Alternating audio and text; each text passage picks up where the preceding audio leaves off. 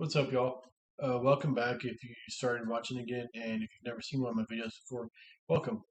Basically, I'm just going to review a bunch of horror movies. I'm trying to do two a week if I can. That's what I originally was doing. Then I got sidetracked and got busy. It's been a while since I've done one of these.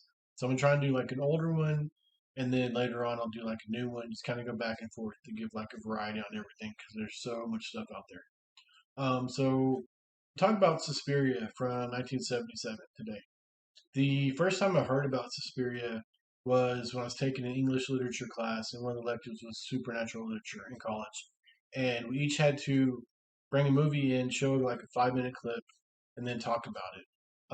One of the other students brought Suspiria in, and at the time I've never really heard of it. I heard the name Dario Argento before, but wasn't super familiar with any of his work.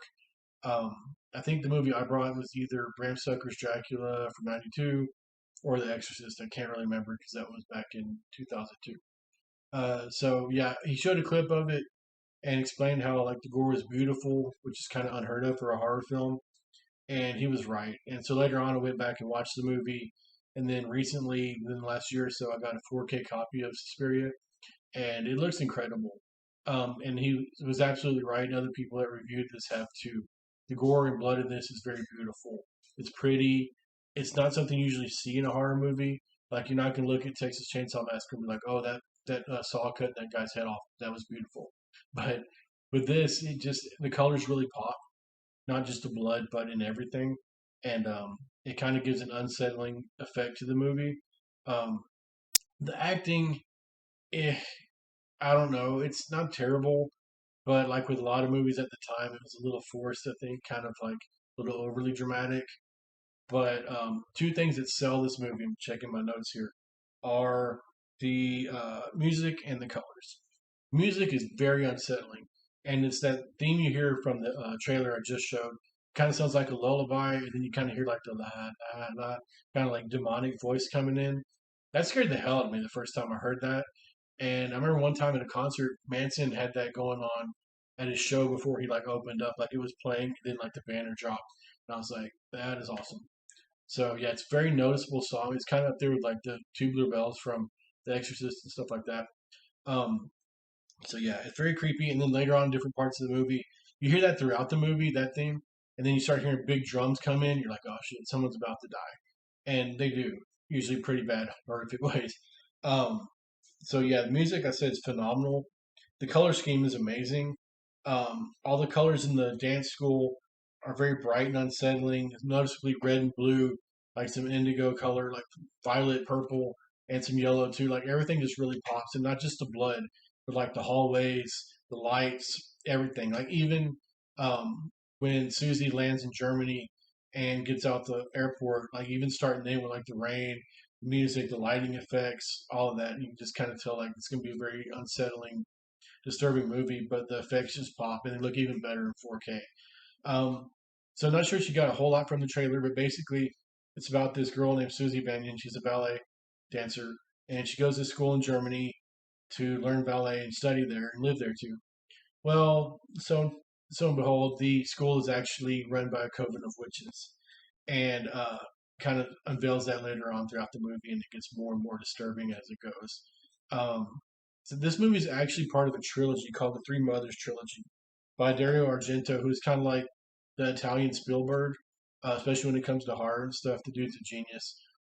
He's done a lot of stuff called giallo, which is kind of like Italian slasher movies, but they're like a little classier usually, but they have a lot of murder, a lot of gore, a lot of blood, very noticeable soundtracks, stuff like that. Um, this one's not really one of those. This one is more like horror, suspenseful, like paranormal almost even. This it deals with witches. And like I said, it's first in the trilogy. The witch that's in this one is Mater Suspiriorum. Her name is Helena Marcos. Meet her kind of at the end of the movie. Um, and then in the second movie, Inferno, which came out in 1980, you have Mater Tenebrarum, Rerum, the Mother of Darkness. And then later, way on, in 2007, you have Mater Lacrimarum, which means the Mother of Tears. Um, and it's basically these three ancient witches throughout time. They control world events and they kill anyone who discovers them. They're determined to rule the world. These are not nice ladies at all. Um, so yeah, it's very creepy, very unsettling. I mentioned the music.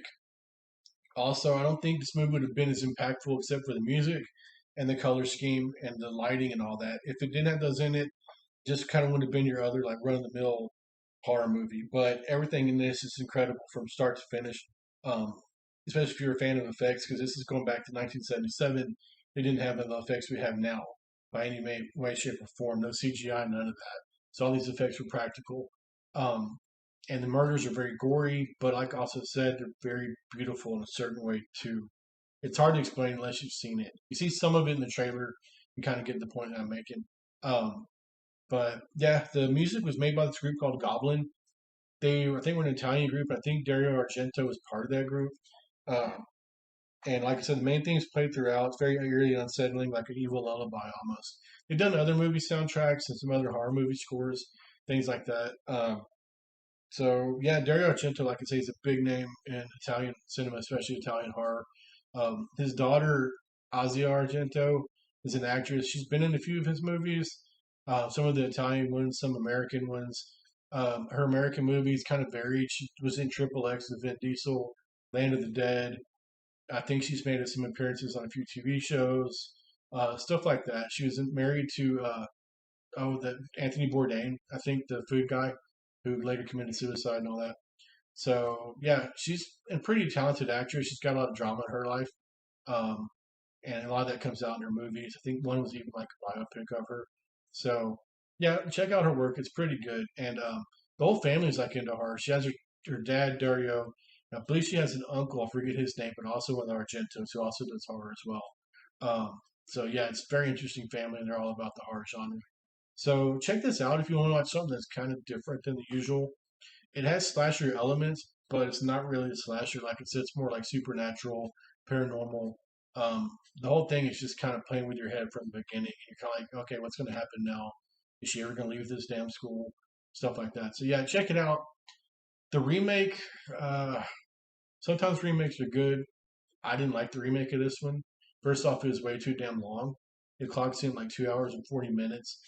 It's got Dakota Johnson in it, Tilda Swinton. It's like they took the artsy parts of the original and just made it all that for the second one. I didn't find it near as shocking. It definitely wasn't as beautiful. They tried to go with like the '70s style, but I don't know. I wasn't a big fan of it. I didn't think this really needed to be remade.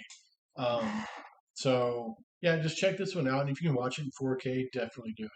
So all right, that's it for my first one back in a while. My next one I do will probably be one of the newer movies that have come out. So I'm trying to think of which one of those I'm going to do. So thanks for watching. Catch y'all later.